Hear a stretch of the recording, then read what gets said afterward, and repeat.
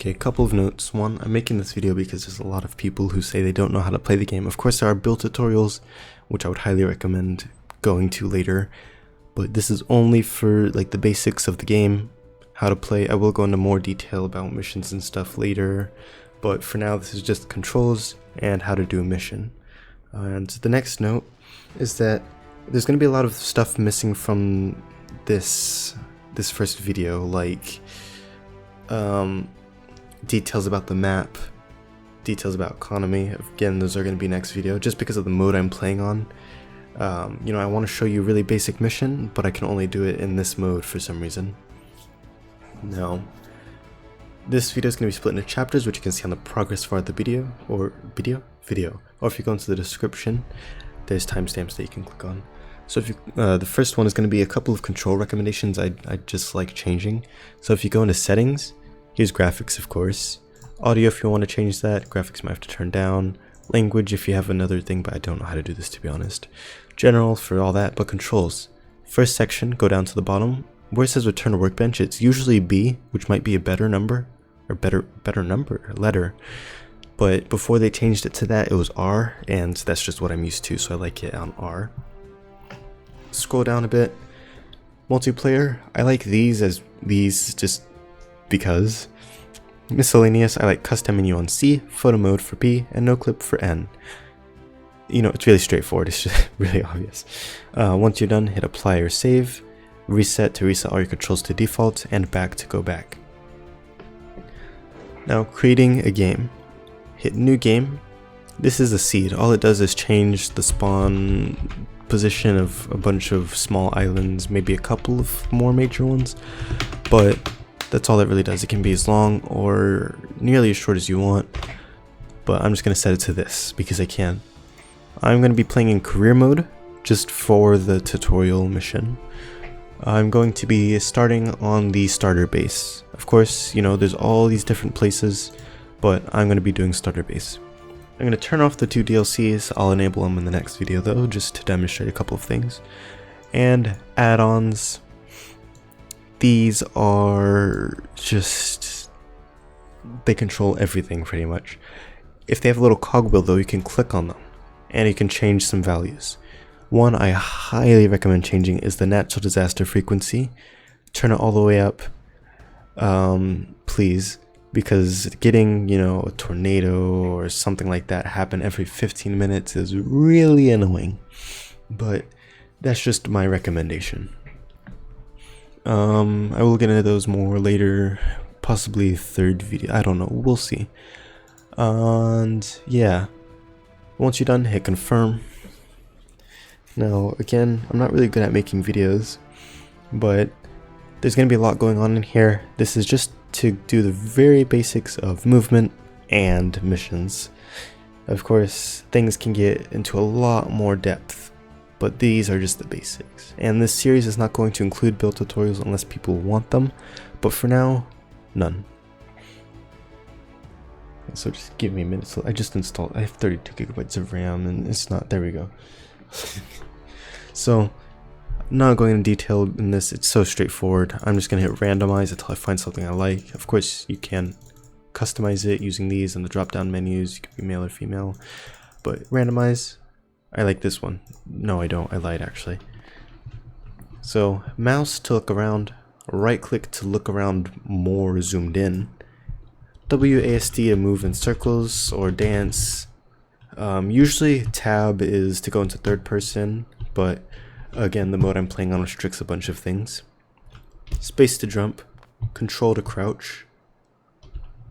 There we go. E to pick, or E or Q to pick up things. This is actually how you interact with most things in the game. Hold E or Q to throw that said item if you do pick it up. Bed will be important next video. E or Q again, turn these on and off.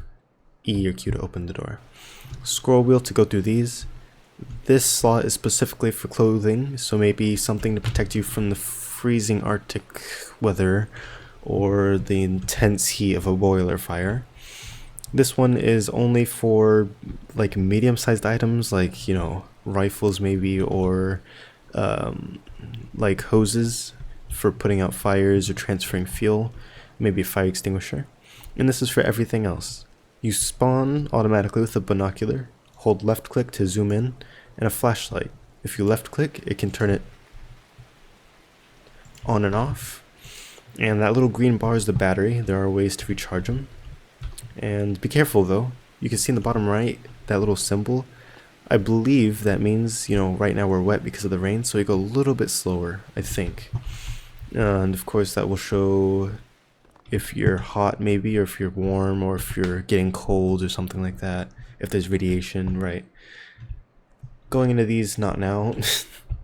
Actually, I will, okay.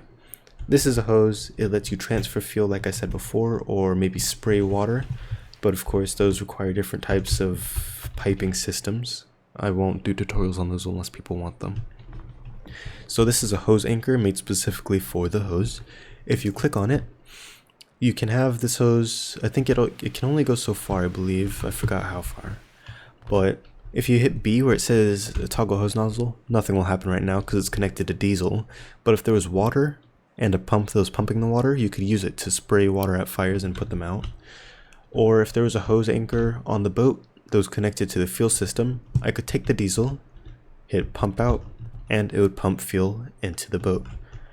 The same goes with this one. This is simply for jet fuel. Of course, this is not a jet-powered boat. This is electricity. This is a cable anchor though. You can see it goes onto the cable anchor. Sorry, this is a cable anchor. Allows you to recharge, transfer power, a bunch of stuff like that. Not really as important. And this is for minerals in. Also, by the way, you can refuel these. You can see they have a certain amount, but if you were to hit pump in, you could take fuel out of a tanker. And this is for minerals. You can go mining with big machines. You can bring in uranium for nuclear power plants. You can bring in coal for coal power. A bunch of stuff like that. Here's ropes. They're essentially the same as these, but they connect to anchors like that one, and they let you tether stuff together, hold stuff in place. They're really useful, and you can see all those items only went into this first slot. If I were to pick up one, I cannot pick another. I could not pick up this if I wanted to. And if I hit backspace, I can drop the items. This goes for all items as well, and clothing. So right now I'm going to do the very basic mission, and that'll be the end. So I'm going to jump in. You can see, I would recommend taking a look at all creations you jump in first. There's a fire extinguisher on the floor right here. You know, we can hop around the boat. If I wanted to sit in a seat by hitting F, I could. Oh, look, here's a bunch of equipment actually. Night vision binoculars. They're exactly what you think they exactly what you think they are. Defibrillator. People have health, and if the health gets low enough, they'll start like a 10-minute timer, and you can use this to bring them out of that timer and like wake them up. These are first aid kits used to heal you or others by left clicking. Welding torch. Whenever you smash into something, it'll show like a little like dashed line-ish or something. You can hold left click on this, and you get close enough, it'll start fixing. There's also an underwater one as well. Strobe light, it's a strobe light. Flare, that's bright, that's a flare. Radio for talking with others, and a compass. You know, it's just, they're all really straightforward in my opinion. So we're gonna do what it says. Turn the key labeled engine. Here's engine. Hold E to turn the key, and then it says hold W. You can see in the bottom left, those are our set controls. Of course, different creations might have different controls. These could be up and down, left or right arrows, right? But we're gonna hold W. You can see it's turning this lever as well. We could hold E or Q to change that manually as well. And now we're driving on the ocean. Be aware of waves though, because the deeper the water, the larger the waves will be. And oftentimes if you try to go out with a little boat, it's gonna be really painful. And you know, there is dynamic weather as well. It's really nice. There's sometimes a thunderstorm. If you're flying in a plane, that'll strike you out of the sky. You know, a bunch of stuff like that. Anyways, I'm getting ahead of myself. This is for the basics of the mission. I will go into more detail about missions and more about them. Also go into the map, which is M, if you want to take a look at what you have right now. But yeah, that'll all be for the next video. This is just very, very basics of a mission. I know I keep saying that, but most islands have these little docks. You know, they have little anchors on them for the ropes, like I showed you earlier. So if you have a rope anchor like that one on your boat, you can take a rope, connect it from here, and connect it onto the dock. And I would show you the damage. I'll show you in the base if I do go fast enough. I'm gonna hold W. I'm a bit far away, but that's okay. Or sorry, hold S, not W. So it says, put out this fire extinguisher using the extinguisher stored in the floor of your boat. Look, a fire extinguisher. Hit E, it automatically goes into the only slot that it can fit. You can see, these are all 1x3. Those can only go into these, right? So you can only hold a defibrillator or welding torch or this. I'm going to take a first aid kit just in case. Of course, there's a fire, someone could be hurt. So, to use the fire extinguisher, you go up and you hit left click. There it goes. It's spraying, it's putting out the fire. Fire is now eradicated. Usually, if it's a mission, you'll get some money for that, but I'll talk about that later. This is a person. Oh look, heal the person using the first aid kit stored on your boat.